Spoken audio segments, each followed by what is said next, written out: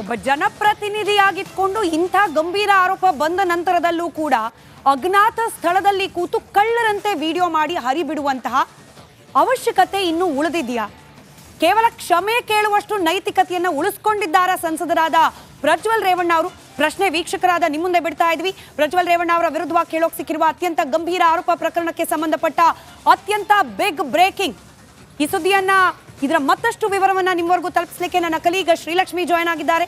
ಹಾಸನ ಹೊಳೆನರಸೀಪುರದಿಂದ ನಾಗೇಂದ್ರ ಬಾಬು ಹಾಗೆ news desk ನಿಂದ ನಾಗರಾಜ್ ನೇರ ಸಂಪರ್ಕದಲ್ಲಿದ್ದಾರೆ. ನಾಗೇಂದ್ರ ಬಾಬು, ನಿಮ್ಮನ್ನು ಕೇಳ್ತೀನಿ, ಹಾಸನದಲ್ಲಿ ಇದ್ದೀರಿ. ಹಾಸನದ ಜನರ ಕ್ಷಮೆ ಕೇಳಿದ್ದಾರೆ ಪ್ರಜ್ವಲ್ ರೇವಣ್ಣ ಅವರು. ಅಷ್ಟು ಸಾಕ? 30 ದಿನಗಳು ಕಳೆದು ಹೋಗಿದೆ. ಒಬ್ಬ ಅತ್ಯಾಚಾರದಂತಹ ಗಂಭೀರ ಆರೋಪವನ್ನ ಹೊತ್ತ ಜನಪ್ರತಿನಿಧಿ ಎಲ್ಲೋ ಅಜ್ಞಾತ ಸ್ಥಳದಲ್ಲಿ ಕೂತ್ಕೊಂಡು ವಿಡಿಯೋ ಮಾಡಿ ಕ್ಷಮೆ ಕೇಳ್ಬಿಟ್ರೆ ಒಪ್ತಾರ ಹಾಸನದ ಜನ? ಇಷ್ಟೇನಾ ಉತ್ತರದಾಯಿತ್ವ ಅನ್ನೋದು? ನಾಗೇಂದ್ರ ಬಾಬು. ಸ್ಮಿತಾ, ನಿಜ ಹೇಳಬೇಕು ಅಂತಂದ್ರೆ ಇವತ್ತು ನಾನು ಹಾಸನದ ಹೊಳೆನರಸೀಪುರದ HD ರೇವಣ್ಣ ಅವರ ನಿವಾಸದ ಮುಂದೆ ನಿಂತಿದ್ದೀನಿ. ಈ ಹೊಳೆನರಸೀಪುರದಲ್ಲಿ ಈಗಷ್ಟೇ ಕೆಲವು ಕ್ಷಣಗಳ ಹಿಂದೆ ಅಷ್ಟೇ ಅಲ್ಲಿ ಒಬ್ಬರನ್ನ ಮಾತನಾಡಿಸುವಂಥ ಪ್ರಯತ್ನವನ್ನು ಮಾಡಿದೆ. ಅಂದರೆ ಇಲ್ಲಿಂದ ಸ್ವಲ್ಪ ದೂರ ಹೋಗಿ ಅಲ್ಲಿ ಮಾತನಾಡ್ತಾ ಇದ್ದೆ. ಅಲ್ಲೊಬ್ರು ಹೇಳ್ತಾ ಇದ್ರು, ಇವತ್ತು ಹಾಸನ ಅಂತ ಹೇಳಿಕೊಳ್ಳೋದಕ್ಕೆ ನಮಗೆ ನಾಚಿಕೆ ಆಗ್ತಾ ಇದೆ, ಇಂಥ ಒಂದು ಸ್ಥಿತಿಗೆ ತಂದು ನಿಲ್ಲಿಸಿದ್ದಾರೆ ಹಾಸನದ ಪರಿಸ್ಥಿತಿಯನ್ನು ಅಂತೇಳಿ.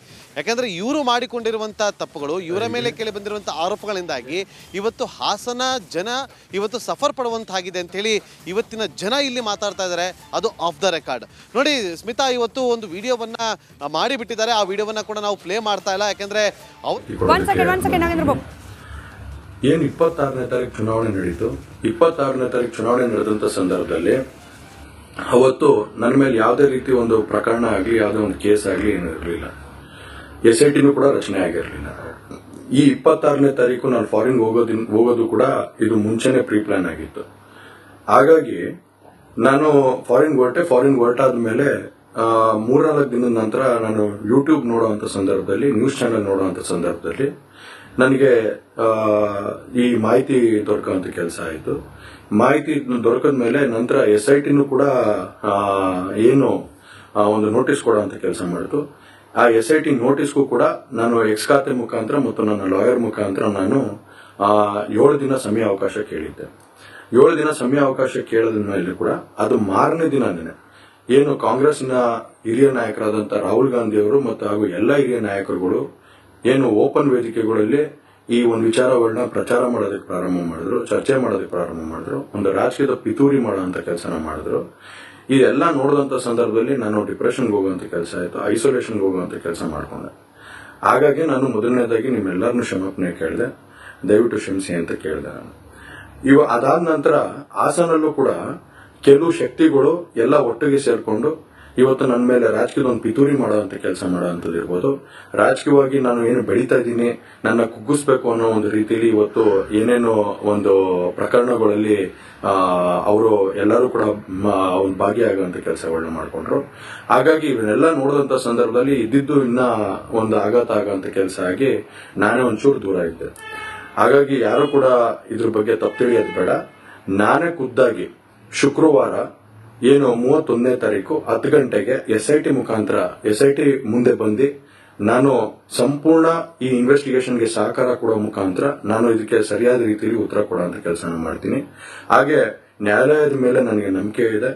ಖಂಡಿತವಾಗ್ಲೂ ಕೂಡ ನಾನು ಈ ಒಂದು ಏನು ಸುಳ್ಳಿನ ಪ್ರಕರಣಗಳಿದಾವೆ, ಈ ಸುಳ್ಳು ಪ್ರಕರಣದಿಂದ ಆಚೆ ಬರುವಂತ ಕೆಲಸನ ನ್ಯಾಯಾಲಯದ ಮುಖಾಂತರನೇ ಮಾಡ್ಕೋತೀನಿ ಅನ್ನೋ ಒಂದು ನಂಬಿಕೆ ನನ್ನಲ್ಲಿ ಏನಿದೆ. ಹಾಗೂ ದೇವರ ಆಶೀರ್ವಾದ ಮತ್ತು ಜನರ ಆಶೀರ್ವಾದ, ನನ್ನ ಕುಟುಂಬದ ಆಶೀರ್ವಾದ ನನ್ನ ಮೇಲೆ ಇರಲಿ. ಖಂಡಿತವಾಗ್ಲೂ ನಾನು ಈ 31ನೇ ತಾರೀಕು ಶುಕ್ರವಾರ ನಾನು SIT ಮುಂದೆ ಬರ್ತೀನಿ. ಬಂದ ನಂತರ ನಾನು ಇದಕ್ಕೆಲ್ಲದಕ್ಕೂ ಕೂಡ ಇದಕ್ಕೆ ತೆರೆ ಎಳೆಯುವಂತ ಕೆಲಸನ ಮಾಡ್ತೀನಿ. ನನ್ನ ಮೇಲೆ ನಂಬಿಕೆ ಇರಲಿ ಅಂತ ಹೇಳಿ ನಿಮ್ನೆಲ್ಲರನ್ನೂ ಕೋರ್ತಾ ನಾನು ಧನ್ಯವಾದ ಹೇಳಕ್ಕೆ ಇಷ್ಟಪಡ್ತೀನಿ. ಧನ್ಯವಾದ. ನಮಸ್ಕಾರ.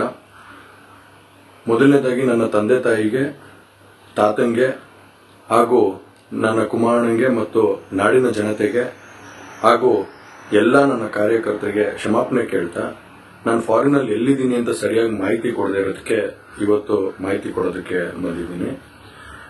ಏನು 26ನೇ ತಾರೀಕು ಚುನಾವಣೆ ನಡೀತು.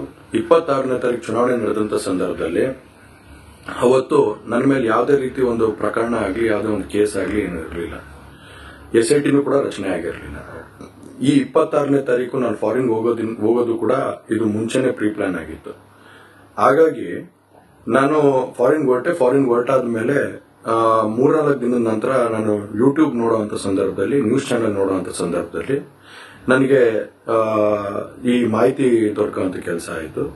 ಮಾಹಿತಿ ದೊರಕದ ಮೇಲೆ ನಂತರ SITನೂ ಕೂಡ ಏನು ಒಂದು ನೋಟಿಸ್ ಕೊಡುವಂತ ಕೆಲಸ ಮಾಡಿತು. ಆ SIT ನೋಟಿಸ್ಗೂ ಕೂಡ ನಾನು ಎಕ್ಸ್ ಖಾತೆ ಮುಖಾಂತರ ಮತ್ತು ನನ್ನ ಲಾಯರ್ ಮುಖಾಂತರ ನಾನು 7 ದಿನ ಸಮಯ ಅವಕಾಶ ಕೇಳಿದ್ದೆ.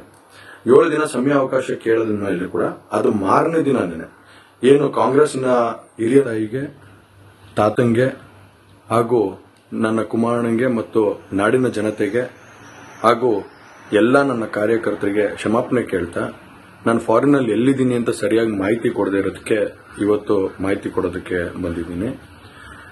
ಏನು 26ನೇ ತಾರೀಕು ಚುನಾವಣೆ ನಡೀತು. 26ನೇ ತಾರೀಕು ಚುನಾವಣೆ ನಡೆದಂತ ಸಂದರ್ಭದಲ್ಲಿ ಅವತ್ತು ನನ್ನ ಮೇಲೆ ಯಾವುದೇ ರೀತಿ ಒಂದು ಪ್ರಕರಣ ಆಗಲಿ, ಯಾವುದೇ ಒಂದು ಕೇಸ್ ಆಗಲಿ ಏನೂ ಇರಲಿಲ್ಲ. SITನೂ ಕೂಡ ರಚನೆ ಆಗಿರಲಿಲ್ಲ. ಈ 26ನೇ ತಾರೀಕು ನಾನು ಫಾರಿನ್ ಹೋಗೋದು ಕೂಡ ಇದು ಮುಂಚೆನೆ ಪ್ರೀ ಪ್ಲಾನ್ ಆಗಿತ್ತು. ಹಾಗಾಗಿ ನಾನು ಫಾರಿನ್ ಹೊರಟಾದ್ಮೇಲೆ 3-4 ದಿನದ ನಂತರ ನಾನು ಯೂಟ್ಯೂಬ್ ನೋಡುವಂತ ಸಂದರ್ಭದಲ್ಲಿ, ನ್ಯೂಸ್ ಚಾನೆಲ್ ನೋಡುವಂತ ಸಂದರ್ಭದಲ್ಲಿ ನನಗೆ ಈ ಮಾಹಿತಿ ದೊರಕುವಂತ ಕೆಲಸ ಆಯಿತು. ಮಾಹಿತಿ ದೊರಕದ ಮೇಲೆ ನಂತರ SITನೂ ಕೂಡ ಏನು ಒಂದು ನೋಟಿಸ್ ಕೊಡುವಂತ ಕೆಲಸ ಮಾಡಿತು. ಆ SIT ನೋಟಿಸ್ಗೂ ಕೂಡ ನಾನು ಎಕ್ಸ್ ಖಾತೆ ಮುಖಾಂತರ ಮತ್ತು ನನ್ನ ಲಾಯರ್ ಮುಖಾಂತರ ನಾನು 7 ದಿನ ಸಮಯ ಅವಕಾಶ ಕೇಳಿದ್ದೆ. 7 ದಿನ ಸಮಯ ಅವಕಾಶ ಕೇಳದ ಮೇಲೆ ಕೂಡ ಅದು ಮಾರನೇ ದಿನನೇ ಏನು ಕಾಂಗ್ರೆಸ್ನ ಹಿರಿಯ ನಾಯಕರಾದಂಥ ರಾಹುಲ್ ಗಾಂಧಿ ಅವರು ಮತ್ತು ಹಾಗೂ ಎಲ್ಲ ಹಿರಿಯ ನಾಯಕರುಗಳು ಏನು ಓಪನ್ ವೇದಿಕೆಗಳಲ್ಲಿ ಈ ಒಂದು ವಿಚಾರಗಳನ್ನ ಪ್ರಚಾರ ಮಾಡೋದಕ್ಕೆ ಪ್ರಾರಂಭ ಮಾಡಿದ್ರು, ಚರ್ಚೆ ಮಾಡೋದಕ್ಕೆ ಪ್ರಾರಂಭ ಮಾಡಿದ್ರು, ಒಂದು ರಾಜಕೀಯದ ಪಿತೂರಿ ಮಾಡುವಂತ ಕೆಲಸನ ಮಾಡಿದ್ರು. ಇದೆಲ್ಲ ನೋಡಿದಂತ ಸಂದರ್ಭದಲ್ಲಿ ನಾನು ಡಿಪ್ರೆಷನ್ಗೆ ಹೋಗುವಂತ ಕೆಲಸ ಆಯಿತು, ಐಸೋಲೇಷನ್ಗೆ ಹೋಗುವಂತ ಕೆಲಸ ಮಾಡಿಕೊಂಡೆ. ಹಾಗಾಗಿ ನಾನು ಮೊದಲನೇದಾಗಿ ನಿಮ್ಮೆಲ್ಲರನ್ನೂ ಕ್ಷಮಾಪಣೆ ಕೇಳಿದೆ, ದಯವಿಟ್ಟು ಕ್ಷಮಿಸಿ ಅಂತ ಕೇಳಿದೆ ನಾನು. ಅದಾದ ನಂತರ ಹಾಸನಲ್ಲೂ ಕೂಡ ಕೆಲವು ಶಕ್ತಿಗಳು ಎಲ್ಲ ಒಟ್ಟಿಗೆ ಸೇರ್ಕೊಂಡು ಇವತ್ತು ನನ್ನ ಮೇಲೆ ರಾಜಕೀಯದ ಒಂದು ಪಿತೂರಿ ಮಾಡುವಂತ ಕೆಲಸ ಮಾಡುವಂತದಿರ್ಬೋದು, ರಾಜಕೀಯವಾಗಿ ನಾನು ಏನು ಬೆಳೀತಾ ಇದ್ದೀನಿ, ನನ್ನ ಕುಗ್ಗಿಸ್ಬೇಕು ಅನ್ನೋ ಒಂದು ರೀತಿಯಲ್ಲಿ ಇವತ್ತು ಏನೇನೋ ಒಂದು ಪ್ರಕರಣಗಳಲ್ಲಿ ಅವರು ಎಲ್ಲರೂ ಕೂಡ ಒಂದು ಭಾಗಿಯಾಗುವಂತ ಕೆಲಸಗಳನ್ನ ಮಾಡಿಕೊಂಡ್ರು.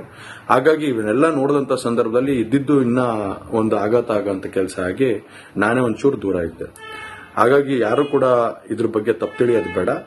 ನಾನೇ ಖುದ್ದಾಗಿ ಶುಕ್ರವಾರ ಏನು 31ನೇ ತಾರೀಕು 10 ಗಂಟೆಗೆ SIT ಮುಖಾಂತರ SIT ಮುಂದೆ ಬಂದು ನಾನು ಸಂಪೂರ್ಣ ಈ ಇನ್ವೆಸ್ಟಿಗೇಷನ್ಗೆ ಸಹಕಾರ ಕೊಡೋ ಮುಖಾಂತರ ನಾನು ಇದಕ್ಕೆ ಸರಿಯಾದ ರೀತಿಯಲ್ಲಿ ಉತ್ತರ ಕೊಡುವಂತ ಕೆಲಸನ ಮಾಡ್ತೀನಿ. ಹಾಗೆ ನ್ಯಾಯಾಲಯದ ಮೇಲೆ ನನಗೆ ನಂಬಿಕೆ ಇದೆ. ಖಂಡಿತವಾಗ್ಲೂ ಕೂಡ ನಾನು ಈ ಒಂದು ಏನು ಸುಳ್ಳಿನ ಪ್ರಕರಣಗಳಿದಾವೆ, ಈ ಸುಳ್ಳು ಪ್ರಕರಣದಿಂದ ಆಚೆ ಬರುವಂತ ಕೆಲಸನ ನ್ಯಾಯಾಲಯದ ಮುಖಾಂತರನೇ ಮಾಡ್ಕೋತೀನಿ ಅನ್ನೋ ಒಂದು ನಂಬಿಕೆ ನನ್ನಲ್ಲಿ ಏನಿದೆ. ಹಾಗೂ ದೇವರ ಆಶೀರ್ವಾದ ಮತ್ತು ಜನರ ಆಶೀರ್ವಾದ, ನನ್ನ ಕುಟುಂಬದ ಆಶೀರ್ವಾದ ನನ್ನ ಮೇಲೆ ಇರಲಿ. ಖಂಡಿತವಾಗ್ಲೂ ನಾನು ಈ 31ನೇ ತಾರೀಕು ಶುಕ್ರವಾರ ನಾನು SIT ಮುಂದೆ ಬರ್ತೀನಿ. ಬಂದ ನಂತರ ನಾನು ಇದಕ್ಕೆಲ್ಲದಕ್ಕೂ ಕೂಡ ಇದಕ್ಕೆ ತಡೆ ಎಳೆಯುವಂತ ಕೆಲಸನ ಮಾಡ್ತೀನಿ. ನನ್ನ ಮೇಲೆ ನಂಬಿಕೆ ಇರಲಿ ಅಂತ ಹೇಳಿ ನಿಮ್ನೆಲ್ಲರನ್ನೂ ಕೋರ್ತಾ ನಾನು ಧನ್ಯವಾದ ಹೇಳಕ್ಕೆ ಇಷ್ಟಪಡ್ತೀನಿ. ಧನ್ಯವಾದ.